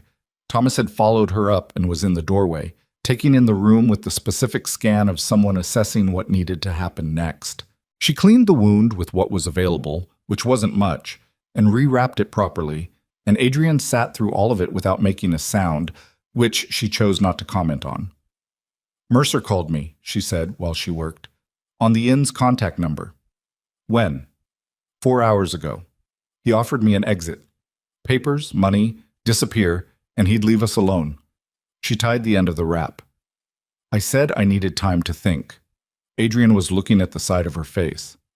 And I'm here." She smoothed the edge of the bandage. "Which should tell you what I thought." He was quiet. "He has a 6 a.m. deadline," she said. "He said if I didn't take the offer, he'd make different arrangements. For Noah." The quality of the room changed. "It's 5:12, Thomas said from the doorway. 48 minutes. She stood. She looked at Adrian. "Tell me what you have on him. Not what you've told me. All of it." He told her all of it. It took 11 minutes, which was all they had for the luxury of information. Mercer's full operational picture. The shipyard at Portsmouth, a decommissioned cargo facility 7 miles south of Crestfall, which Mercer had been using as a staging ground for 3 weeks based on satellite data Adrian's people had pulled before the convoy north. 2 confirmed vehicles associated with Mercer's organization, seen in the lot on 2 separate nights. A third that matched the description of the blue Ford from the Bluff Road. "He's already there," Adrian said. "He's been there. The inn, the Bluff Road, those were all operations run from that location." "And Noah," she said, "he said he'd make different arrangements. If he can't get to the inn, he'll go to Deb's property." Adrian said it without looking away from her. "If he knows where it is." "He told me he didn't know precisely." He told you that to make you feel safe enough to stay on the phone. He paused. Mercer doesn't make offers he isn't prepared to enforce. She looked at the window. The smoke from the garage had thinned. The sky was beginning its reluctant shift from black toward the particular dark blue that preceded dawn on the coast, the color she knew from years of early mornings at the inn, standing with coffee on the porch before anyone else was awake. She pulled out Thomas's phone. Deb answered on the first ring. Someone might be coming, Maeve said. I don't know when. Is there somewhere on the property? There's a root cellar under the barn, Deb said, completely calm, like this was a call about weather. Off the main structure, old, not on any building survey. I'll have Noah there in 10 minutes. He'll be scared. I'll tell him it's an adventure. A pause. He strikes me as this kind of child who can carry more than you've shown him. She almost said something to that. Thank you, she said instead. Come back, Deb said, and hung up. They were 4 people, Adrian, Thomas, Maeve, and a man named Salas, who'd been sitting with his ribs against the kitchen wall and was now standing in the farmhouse doorway, looking like a man who'd made a decision about what the next hour was going to cost him. The other injured man had been stabilized and was staying put. They had 2 vehicles, one functional. I'm going, Maeve said. She said it to the room, not to any specific person. I know, Adrian said. Don't argue with me about it. I'm not going to. She looked at him. You know the offer he made, he said. If we get there and the situation requires it, if the only way to get Noah clear is to take it, don't. Maeve, don't finish that sentence. She picked up the go bag. We're going to get Noah, and we're going to end this, and you are not going to suggest I make a deal with the man who took 8 years of my life. Do you understand me? The room was quiet. Yes, Adrian said. They went. Yes. The Portsmouth shipyard announced itself through the windshield as a collection of shapes against a sky that was finally, reluctantly beginning to lighten. Massive steel cranes standing against the gray, like the skeletons of things no longer in use. Cargo containers stacked in columns of 3 and 4. Floodlights on tall poles that threw white-yellow light across sections of the yard and left everything between them in deep shadow. The facility covered 12 acres. The access road came off a county route that ran parallel to the water, and Thomas cut the headlights 200 yards out and rolled to a stop behind a stack of containers at the perimeter fence. They sat for 30 seconds, listening. I count 2 guards on the main gate, Salas said. He had a set of small binoculars pressed to his face. Movement near the central warehouse, at least 3 more. Kevin will have told him our standard approach vectors, Adrian said. He was in the back seat, arm against his side. We don't come through the main gate. East fence, Thomas said. There's a section that was cut in a survey photo from 2 weeks ago. Someone's been in and out that way. Mercer's people, Adrian said. Or ours. Either way, it's a door. Or it's where he wants us to come in, Maeve said. All 3 men looked at her. He probed the inn to count our response, she said. He let us run north to see how we moved. He's been watching this entire time. If there's a conveniently cut section of fence... She's right, Salas said. It's a funnel. Silence. Then we don't funnel, Adrian said. Maeve was looking at the yard, the cranes, the light and dark, the containers. She was also looking at her phone. She was looking at the 6 a.m. deadline. It was 5:41. I'm going to call him, she said. Thomas turned around in the driver's seat. What? I'm going to call Mercer and tell him I'm taking the offer. She said it the way she said everything she had decided, without inflection, without the question mark that would have given someone room to argue. I'm going to tell him I'm at the south entrance of the yard. I'm going to tell him I came alone. And when he comes out, he won't come himself, Adrian said. He will. She looked at Adrian. He called me personally. He offered me the deal personally. Men like Mercer, men who've spent 30 years in rooms where other people do the violent work, they need to see the resolution. They need to watch the pieces move. She paused. He'll come.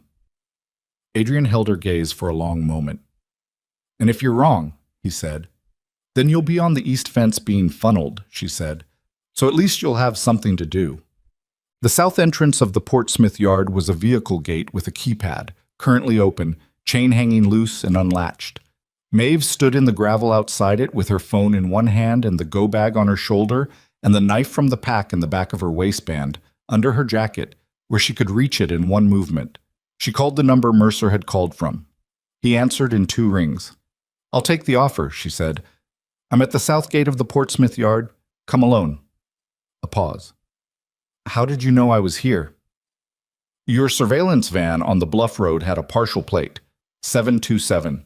The van is registered to a shell with a Portsmouth address. It wasn't hard." She let that land. "Come alone, or I walk." Another pause. Longer this time.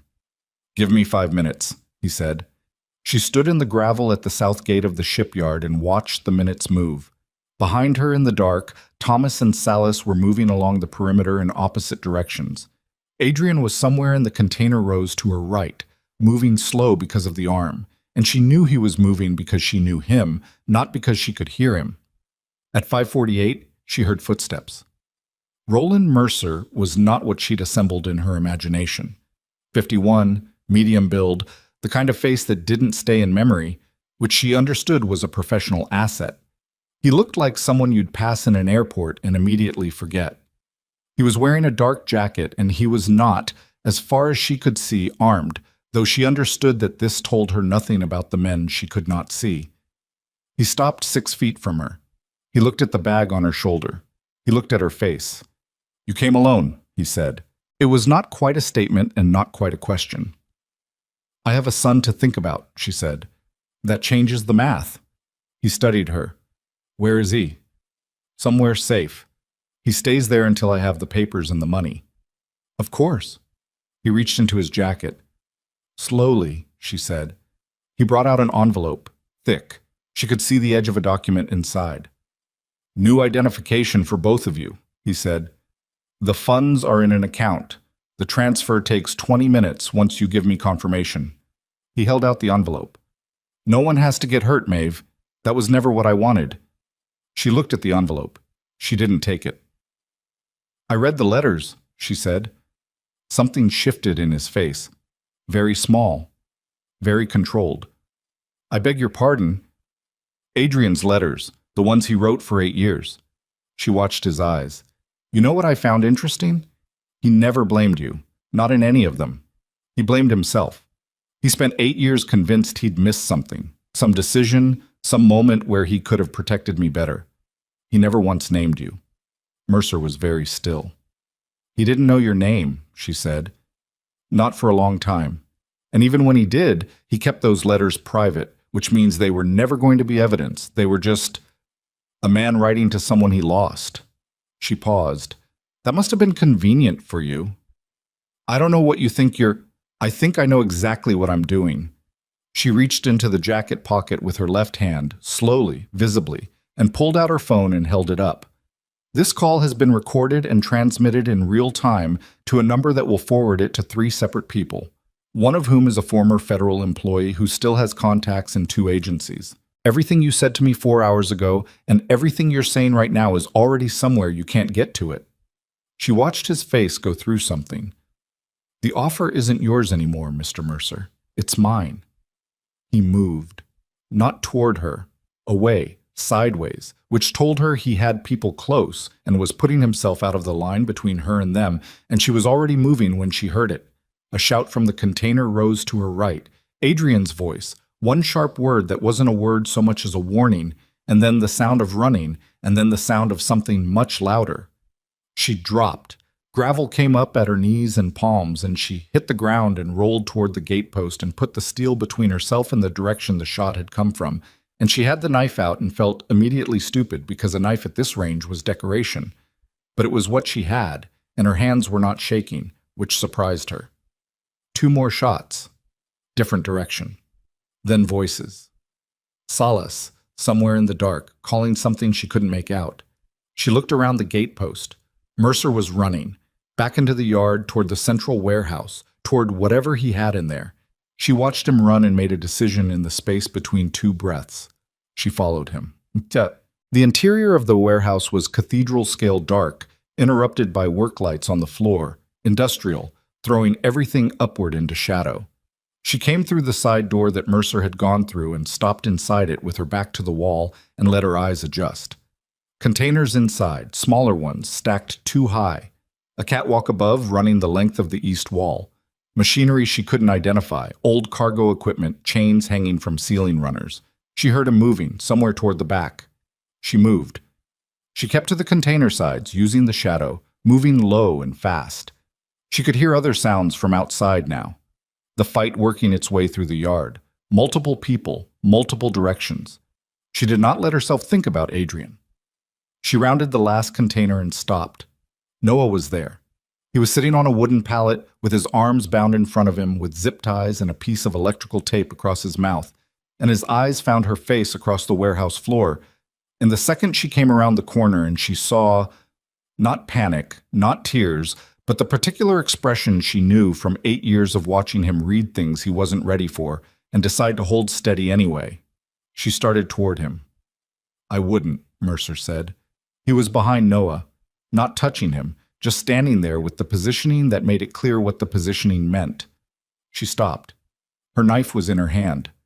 Mercer looked at it. "That's not going to help you," he said. "I know," she said. Her voice was completely level, which was not an achievement of calm, but of something colder than calm. "But you should know that there are 4 people outside who know you're in here. There are also 6 of mine," he said. "Your math is worse than you think." Noah made a sound through the tape. She looked at him. He was looking at something behind her and to the left, and she understood the look. He was trying to tell her something, the way he told her things when he didn't want to say them out loud, through the kind of attention that could substitute for language. She did not look where he was looking. She kept her eyes on Mercer. "What do you want?" she said. "The recording is already out. The evidence is already moving. You can't stop it from here." She paused. "But I can ask them to slow it down. I can ask for time. If you let him go right now, I can—" "You can't give me anything," Mercer said quietly.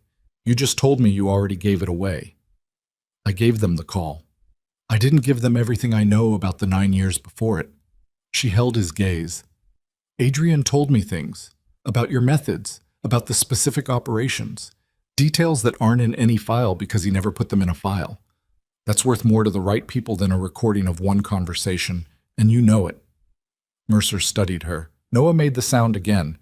She understood then what he was telling her, spasm, not where to look, but when. She held Mercer's eyes. She waited. And then from the catwalk above there was a sound. A single metallic clang, the sound of someone who had come up a back way and misjudged their footing by half a step. And Mercer's eyes went up involuntarily, and Maeve was already moving before his gaze came back down, crossing the floor in 4 steps with the knife low and her shoulder down, and she hit Mercer's midsection with everything she had, and they went down together hard onto the concrete, and she heard him make a sound that was purely air and no intention. And she got her knees on either side of him and the knife at his throat, and she was not shaking. She was not shaking. She was absolutely not shaking. "Don't," she said. He didn't. She looked up at the catwalk. Adrian was up there, holding the rail with his good arm, looking down at her with an expression she had never seen on his face in all the years she had known him. Something that had no calculation in it, no management, nothing held in reserve. Thomas came through the side door 40 seconds later with his hands already moving toward the zip ties on Noah's wrists. Noah pulled the tape off his own mouth. He looked at his mother on the floor with a man pinned under her knees, and he looked up at the catwalk, and he looked back at Maeve. "I knew you'd come," he said. His voice was steady. She kept the knife where it was, and she looked at her son across the warehouse floor, and she felt something move through her that she could not have named if she'd spent the rest of her life trying, but that felt, in its specific way, like the first clean breath she had taken in 8 years. "Thomas," she said, "call it in." "Already done," Thomas said. Outside, through the warehouse walls, she could hear it happening. The sounds of Mercer's men encountering people who had been called in while she'd been on the phone at the south gate. The calls Adrian had been making while she stood in the gravel and waited. The full weight of everything he'd been building toward for 6 months finally arriving at the place it had always been aimed. Mercer lay still under her with the particular stillness of a man who had spent 30 years being the one with the plan and had just arrived at the moment where the plan was gone. The warehouse door opened again, and through it, out of the pre-dawn dark, came the specific sound of authority arriving. Not Adrian's people, not Mercer's people, but the third force that Deb had put in motion 6 hours ago, from a timber house in the Coast Range with a phone call to a number she had kept current for exactly this kind of morning. Maeve looked at the door. She looked at Adrian on the catwalk. She looked at Noah, who was rubbing his wrists where the zip ties had been and watching the door with the expression of a child who had decided the most interesting thing in the room was whatever came next. She took the knife away from Mercer's throat. She stood up. And she put herself between her son and the door and waited for whatever came through it, the way she had always waited, on her feet, facing it with everything she had left. What came through the door was 3 federal agents in dark jackets with the particular walk of people who had jurisdiction and knew it, followed by 2 more, followed by a woman Maeve recognized even in the bad light of the warehouse as someone she had seen exactly once before, at a farmer's market in Crestfall, buying tomatoes. Deb had made more than one phone call. The next 40 minutes were procedural and loud, and Maeve stayed close to Noah through all of it. One hand on his shoulder or his arm or the back of his jacket, the contact unbroken because she needed it as much as he did, and she was done pretending otherwise. Mercer was taken out in handcuffs, with the specific silence of a man who had calculated his options and found them reduced to 0. His people came in from the yard in 1s and 2s, some of them walking, some of them not. And she didn't count them because counting them meant thinking about what the night had cost, and she was not ready for that arithmetic. Adrian came down from the catwalk. He moved carefully, favoring the arm, and he crossed the warehouse floor and he stopped 3 feet from her and Noah, and he looked at them both and he didn't say anything for a moment. Noah looked up at him. "You were up there the whole time," Noah said. "Not the whole time," Adrian said, "but you came up the back way so he wouldn't see you." "Yes." Noah considered this. "How did you know which way was back?" "I looked at the building from outside before I came in." Noah nodded slowly, with the expression of someone filing information away. "That's smart," he said. "Your mother's smarter," Adrian said. She's the one who made him look up." Noah looked at Maeve, then back at Adrian. Something moved through his face that was too complex for 8 years old and also completely appropriate to it. "Are you going to stay?" Noah asked. The warehouse was loud around them. Voices, radios, boots on concrete, but the 3 feet of floor between them and Adrian had a different quality, quieter, like the noise was happening at a remove. Adrian looked at Maeve. She looked back at him. "That's not my question to answer," Adrian said. He said it to Noah, but he was still looking at her. Maeve put her hand on Noah's head. "Go with Thomas," she said. "He's going to take you to get something to eat." "I'm not hungry." "Thomas is," she said. "Keep him company." Noah looked between them one more time with that leveling assessment. Then he went. The agents were finished with Mercer and starting on the yard and the warehouse, and nobody was paying attention to 2 people standing near the east wall, which was the only privacy available. "Deb called them," Maeve said. "Yes. She called me too when you left, told me what route you were taking and what you were planning, and that I should be at the south gate before you were." He paused. "I came in from the water side." "Your arm is fine." "It's not fine." "It will be." He held her gaze. "The recording you made." "Deb's contacts have it, the call from 4 hours ago and the conversation in the warehouse." She looked at the concrete floor. "He confessed to enough between the 2 of them. He was always going to... He needed me to understand why the offer was the right choice. People like that can't help explaining themselves." She paused. "It'll take time to build the full case, but the recordings are a foundation." "Yes," he said. "And the letters," she said. He was quiet. "They're evidence too," she said. "Of the timeline. Of what he did and when. Your lawyers will want them." She looked up. "I'll give them back." "Keep them," he said. She looked at him. "I wrote them for you," he said. "They were always for you." The warehouse was cold and smelled of salt water and old machinery, and somewhere nearby a radio was going through its procedural back and forth. And she stood in it and looked at Adrian Voss and felt the full weight of 9 years trying to land on her all at once, which she did not allow. "Not here," Not in a shipyard at 6 in the morning with her hands still unsteady from adrenaline and her son 40 feet away eating something Thomas had produced from somewhere. I don't know how to do this, she said. It came out quieter than she intended. Do what?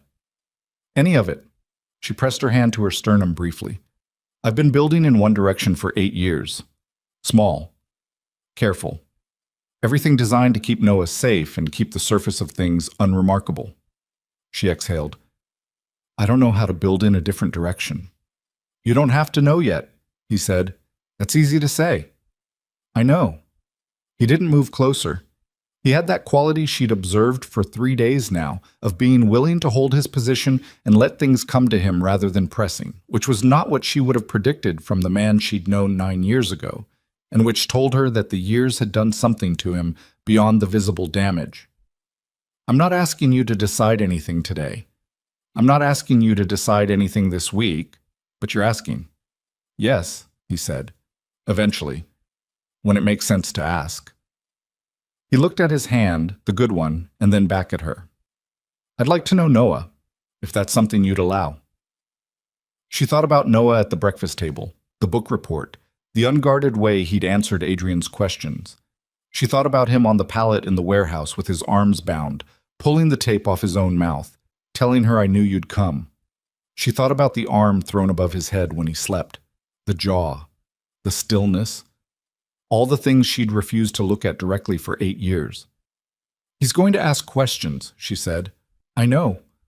Real ones. He doesn't ask anything he doesn't actually want answered. I'll answer them, Adrian said. The ones I can, honestly. All of them, she said. Honestly. Even the ones that are hard. Especially those. She held his gaze. He deserves the truth. Not the managed version. Not the version that makes it easier. The actual truth, in whatever words an 8-year-old can carry. Yes, Adrian said, without hesitation.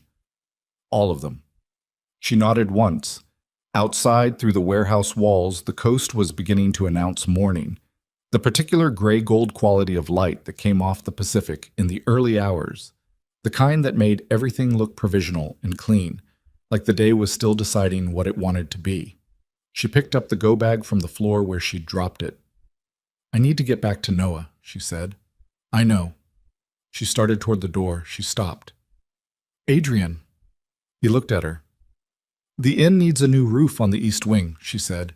It's been needed for 2 years. I've been putting it off. She paused.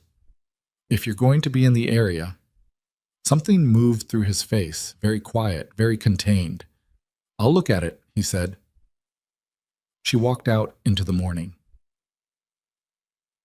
6 months passed the way months passed when you were paying attention to them.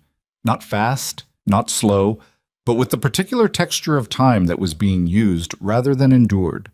Mercer's case moved through channels that Deb's contacts navigated with the patience of people who understood that the law moved at its own speed and couldn't be hurried without breaking something. The recordings held. The letters were entered as documentation. 3 of Mercer's former associates, facing their own exposure, provided testimony that filled in the architecture of what he'd built and how long he'd been building it. By spring, there was enough for charges that wouldn't be dismissed, and by the time the Oregon coast warmed into June, Roland Mercer was in federal custody awaiting trial with no realistic path to the other side of it. Kevin pled out in exchange for cooperation and got a sentence that was lighter than it deserved and heavier than he'd hoped for. Garrett, who had spent the night of the shipyard operation waiting for a tow truck and emerged to find his world comprehensively reorganized, came to work the front desk of the Tidewatch for 3 months while Maeve handled other things, and turned out to be surprisingly good at it. The East Wing got a new roof in April. Adrian hired the crew and stayed out of the way, which she appreciated more than she said.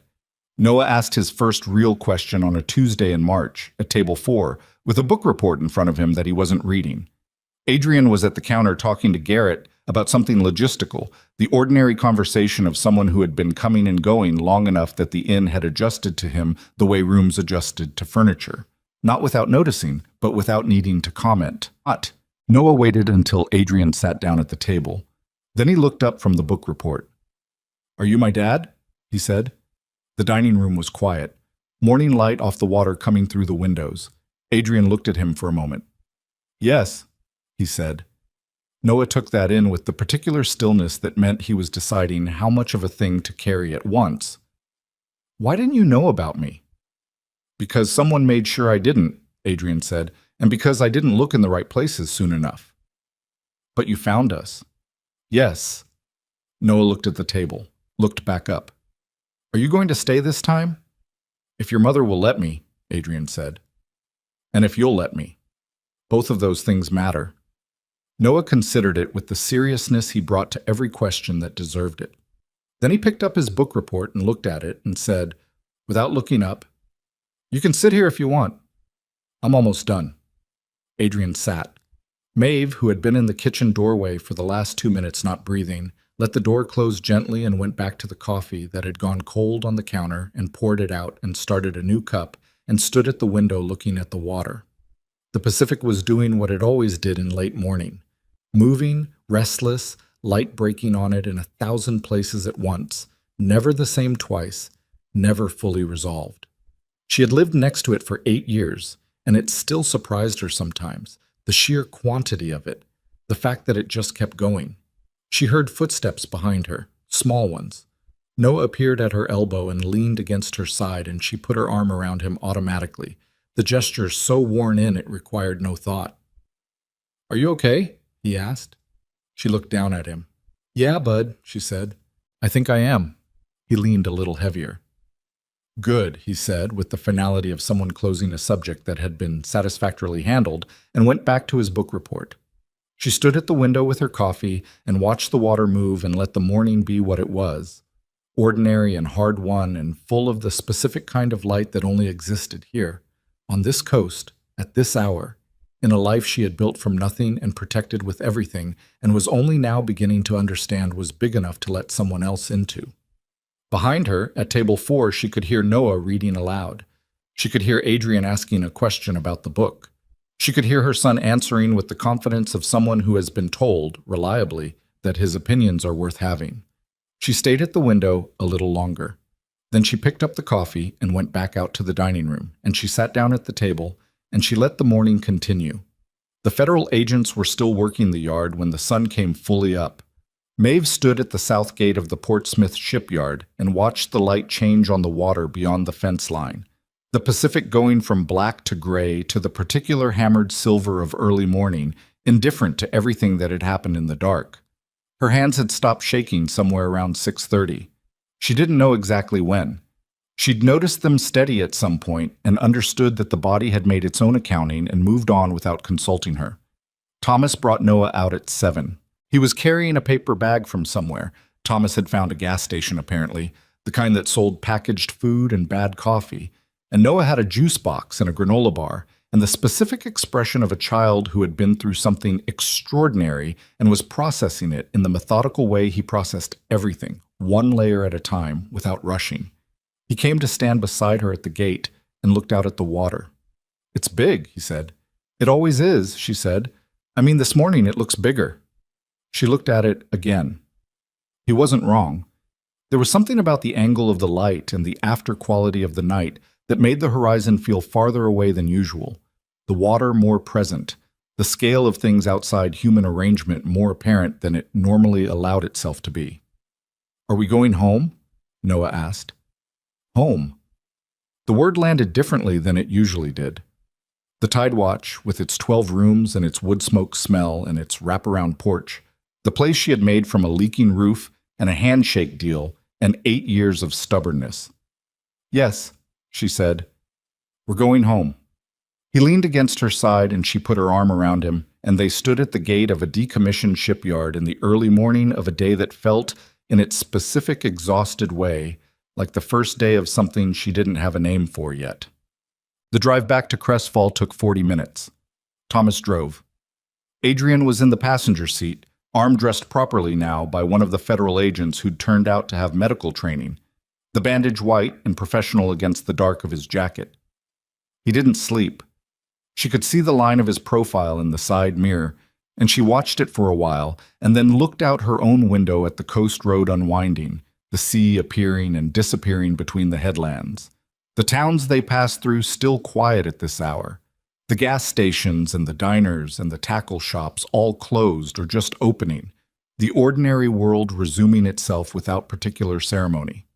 Noah fell asleep against her shoulder 10 minutes in. She sat very still so as not to wake him and felt the weight of him and the warmth and the specific smell of his hair, which had been the same since he was an infant and which she had always believed was the most reliable thing she had ever known. She thought about what Mercer had said on the phone. You were never supposed to be part of any of it. She had believed it when he said it, which was the most frightening thing about the man, that he could say a true thing in the service of a monstrous one and make the truth sound like an apology. She had been a leverage point, a piece of a calculation. The woman standing closest to the man he needed to control, which made her useful to remove. She had spent 9 years living inside the wreckage of that removal and calling it safety. She looked at Adrian's profile in the mirror. He turned slightly, as if he'd felt it, and their eyes met in the reflection for a moment before she looked away. But the tide watch looked the same. That was the first thing she noticed when Thomas pulled into the lot. The building was exactly what it had always been. Weathered cedar siding and the sign that needed repainting and the porch furniture she'd forgotten to bring in the night before the lights went out, still sitting out there, slightly askew from the wind. It looked like what it was. A small inn on a coast, a place someone had made their life. Garrett's car was in the lot, which meant he'd come back at some point in the night, which she added to the list of things she would be grateful for later when she had bandwidth for gratitude. She got Noah inside and upstairs and into his own bed, which he insisted on despite the fact that it was 8 in the morning and she could see the fatigue in every line of him. He wanted his own room, his own things. She understood that. She tucked him in and he was asleep before she reached the door. She stood in the hallway outside his room for a long moment with her hand on the doorframe. Then she went downstairs. Garrett had made coffee, which she drank standing at the kitchen counter while Adrian sat at the table, and Thomas gave Garrett the shortened version of the night, the operational facts stripped of their weight, which was how people who did this kind of work talked about it afterward, she was learning. The weight got set aside until later, sometimes much later. She listened to the abbreviated version of a night she had been inside, and it sounded almost manageable from the outside, which was the particular trick of narrative. It made sequence out of chaos and implied intention where there had mostly been improvisation and fear. She set down the coffee mug. I need to tell you something, she said. Thomas stopped talking. Garrett looked at the counter. Adrian looked at her. Before the warehouse, she said. When Mercer had Noah, I had the knife and I was watching his face and waiting for the moment. She kept her voice level. I wasn't waiting for the noise from the catwalk. I was going to create the moment myself. Nobody said anything. I want you to know that, she said. I don't want the version of last night where I held on until someone came. I moved because Noah told me to move, because my 8-year-old communicated across a warehouse with his eyes, and I was already going before you made the noise. I want that to be the accurate record. Adrian held her gaze. I know, he said. I was watching. From up there, you couldn't have seen. I could see enough, he said. I saw you go before you had cover. He paused. I made the noise because you'd already committed, and I didn't want you going into a man without any distraction at all. She looked at him. You were always going to get him, Adrian said. I just improved the odds.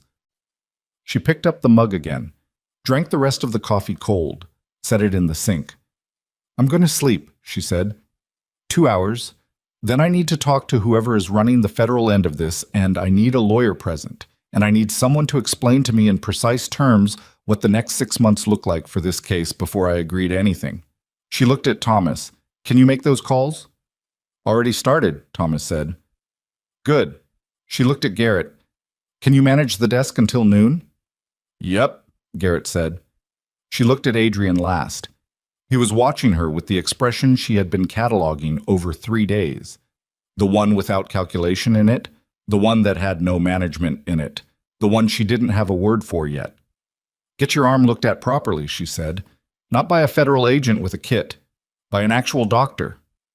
Yes, he said. I mean today. Yes, Maeve. She went upstairs. She slept for 3 hours, not 2, and woke to the sound of Noah moving around in his room across the hall, the particular thud and scrape of a child relocating objects for reasons known only to himself. She lay on her back and looked at the ceiling of her room, water stain in the shape of nothing in particular in the northeast corner, which had been there since she arrived and which the new roof would not fix because it was from a previous leak, already sealed, just the ghost of it left in the plaster. She knew the ceiling the way she knew everything in this building, every imperfection, every sound the stairs made, and which boards in the hallway would creak, and at what temperature the old boiler started its complaints. 8 years of learning a place until it was part of the way she understood the world. She got up and washed her face and changed and went across the hall. Noah was at his small desk with a piece of paper and a pencil, drawing something she couldn't make out from the doorway. "Hey," she said. "Hey." He didn't look up. "How are you doing?" He thought about it with visible seriousness, which was the thing about him. He never answered "how are you" as a formality. "I'm okay," he said. "My wrists are a little sore." "I know. I'll get you something for that." "It's not bad." He looked at his drawing. "Mom." "Yeah." "In the warehouse." He still wasn't looking at her. His pencil moved in a small, careful circle. "When you came around the corner and I saw you," he stopped. "I knew you were going to do something. I could tell by how you were moving." She came into the room and sat on the edge of his bed. "What did it look like?" He considered the question. "Like you'd already decided," he said, "before you even got there. Like the deciding part was already done." She looked at her son at his desk with his pencil and his drawing and the bruising on his wrists that she was going to put ice on, and she thought about the woman who had arrived on this coast 8 years ago with a duffel bag and a decision. That one too made before she'd arrived, the deciding already done, just the execution remaining. "I want to ask you something," she said. He put the pencil down and turned to face her, which was the thing he did when he understood a conversation was going to require his full attention. "Last night was scary," she said. "The whole night, all of it. And I need you to tell me honestly how you're carrying it, because I am not going to pretend it wasn't what it was just to make you comfortable." He looked at her for a moment. "It was really scary," he said. "When they put the zip ties on, I thought—" He stopped. "I thought maybe you wouldn't know where I was." "I knew." "I know you did. But I didn't know that yet." He picked at a thread on his sleeve. "And then I was thinking. I kept thinking about the guy from room 7. Adrian, because he'd said we were going to be fine, and I was trying to decide if I believed him." "Did you?"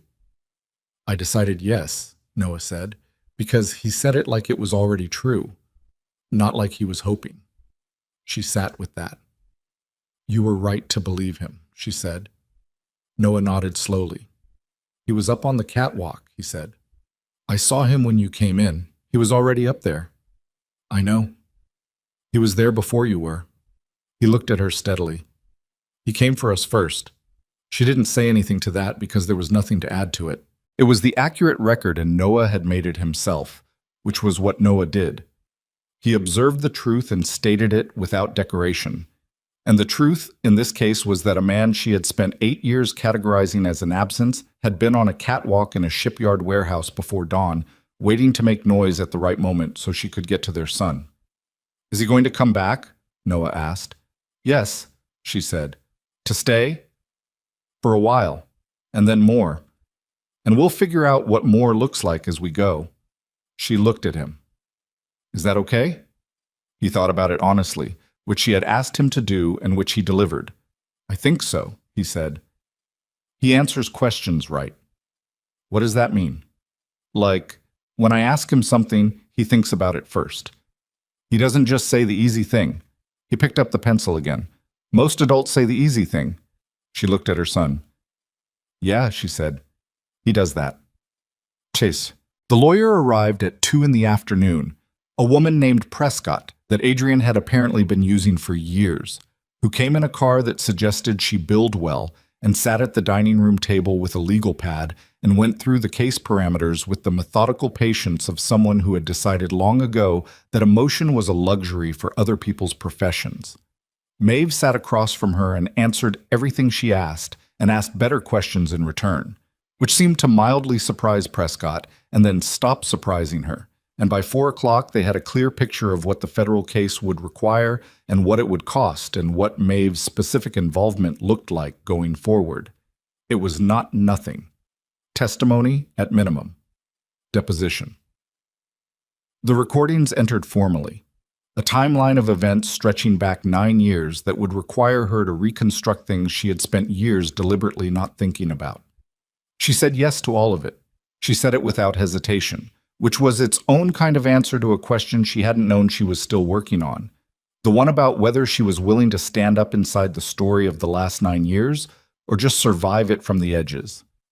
The answer, it turned out, was that she was done with edges.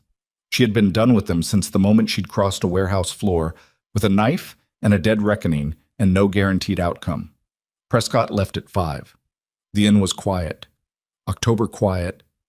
The specific stillness of the off-season, the dining room empty and the light going gold through the windows the way it did at this hour, that particular coastal late-afternoon gold that made everything look like it was being remembered rather than happening. She found Adrian on the porch. He was sitting in one of the Adirondack chairs she'd forgotten to bring in, looking at the water, his good arm on the armrest and his injured arm held slightly away from his body in the way that meant the doctor had done something to it that required it not to be pressed against anything. He had his phone face down on the armrest, which meant he'd been looking at it and put it away, which meant he'd been waiting for her in the way he waited, without announcing it. She sat in the chair beside him. The ocean was doing its evening thing, the light breaking on the swells in long diagonals, the sound of it constant and low, the smell of salt and cold coming off the water the way it always did at this hour in this season. Neither of them said anything for a while. "Kevin will serve 3 years," Adrian said. "Maybe less." "I know." "Does that bother you?" She thought about it honestly. "No," she said. He was 21 when Mercer found him. He was stupid and scared and made a choice he couldn't walk back. 3 years is... She paused. "It's not nothing." Adrian was quiet. "What happened to the organization?" she said. "While you were here." "Running," he said. "The way organizations run when the person at the top stops micromanaging. Some things fell apart that should have fallen apart." He looked at the water. "Some things held that I thought would need me to hold them. And now, I've been making arrangements," he said. "The legitimate businesses. There are more than you'd think, accumulated over the years as insulation. They became real without me particularly intending it. Those are in the process of being transferred to proper management." He paused. "The rest is being wound down. Not quickly, but permanently." She looked at his profile. "That's not a small thing." "No," he said, "it's not. What does winding it down cost you?" He turned to look at her directly for the first time since she'd sat down. "Less than I thought," he said. "More than I can calculate yet." He held her gaze. "The parts that cost the most are the people who built things with me and now have to build differently. I owe them more than an exit. So you're staying involved. In the transition. Yes." He looked back at the water. "I'm not walking away and calling it clean. That would be..." He stopped. "That would be the version of this that felt better than it was." She understood that. She had done her own version of it. The clean walk away, the new coast, the careful construction of a life that didn't reference the old one. She understood both the necessity of it and the cost, which was that the thing you walked away from didn't actually stay behind. It just traveled differently. "Noah asked me if you'd come back," she said. Adrian's hands stilled on the armrest. "I told him yes," she said. "I want you to know that was a deliberate answer, not an automatic one." He looked at her. "I'm not telling you it's going to be easy," she said. "I'm not going to pretend the 8 years didn't happen, or that I know how to fold you into what we've made here without it being complicated. It's going to be complicated." She held his gaze. "But I'd rather be complicated with the true version of things than simple with the version I invented to survive." The porch was quiet. Below them, the path down to the small beach where Noah liked to collect rocks was empty. the beach itself visible from this angle, the tide coming in slow and even. "I'll take complicated," Adrian said. "I know you will." She looked at the water. "You've been taking it for 9 years." He made a sound that wasn't quite a laugh, but was adjacent to one, something that came from genuine, unexpected recognition, the sound of a person catching themselves off guard. She looked at him.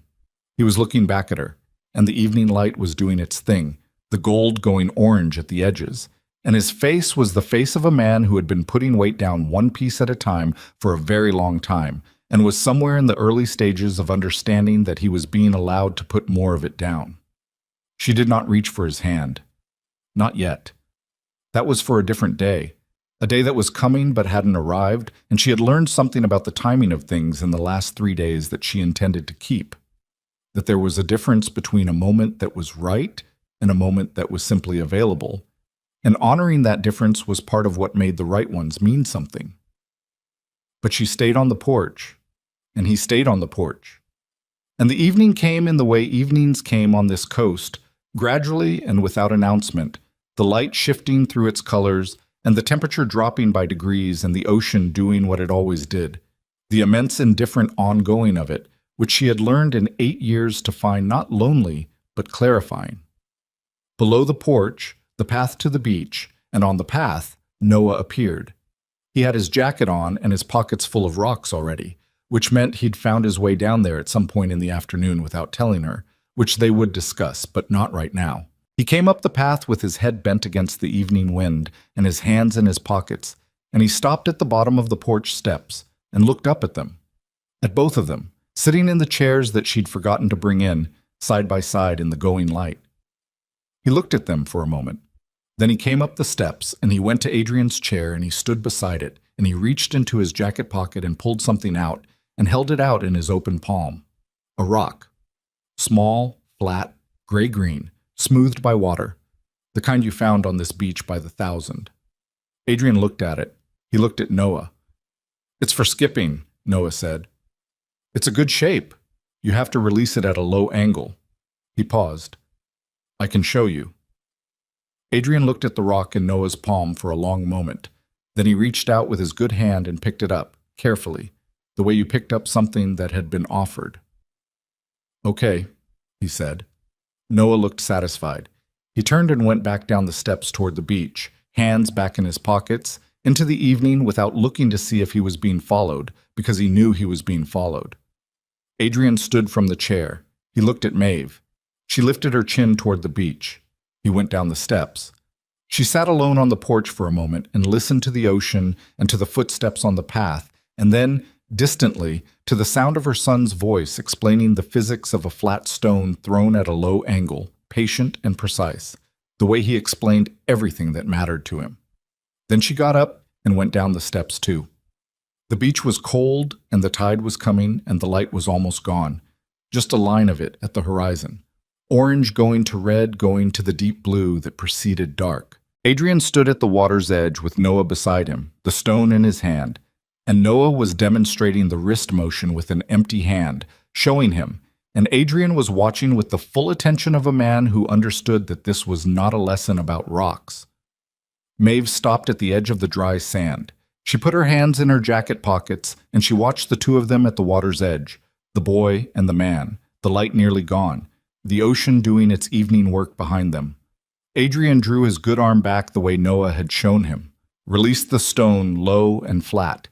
It skipped once, twice, 4 times, 5, and then was taken by a wave. Noah made a sound of genuine approval. Adrian looked at his hand. Then he looked back at Maeve across the width of the beach in the last of the light, and she looked back at him, and between them was the water and the cold, and 8 years of wrong information, and 1 envelope of letters, and a child who had offered a stone for skipping and walked down to the water without looking back because he already knew how the story ended. She walked to the water's edge. She stood on Noah's other side. The 3 of them stood there while the last of the light finished and the dark came on.